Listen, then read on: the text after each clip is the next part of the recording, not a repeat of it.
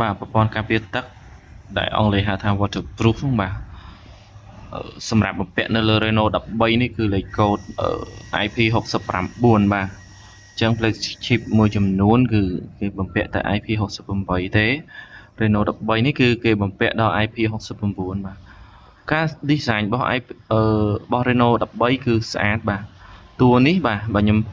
ចាប់ប៉ះទៅប្រហែលជាអត់លួចញញោមបាទអត់មែនជ័រទេអញ្ចឹងគឺកាន់ទៅរៀង premium ហើយក្នុងក្រោយរបស់គេបាទប្រកបដូចមេ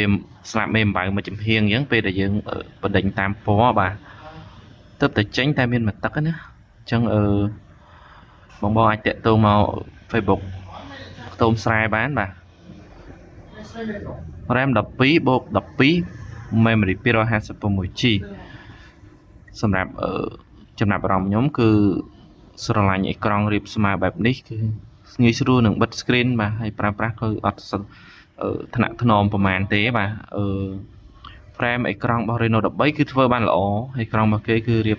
ស្មើហ្គេមស្ដើងមែនតើបាទហើយកម្លាំងម៉ាស៊ីនអេក្រង់ 120Hz កាមេរ៉ាអីក៏ច្បាស់បាទ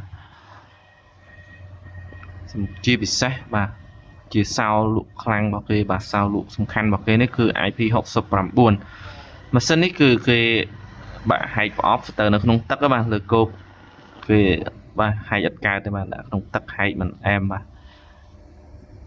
Renault 13 IP69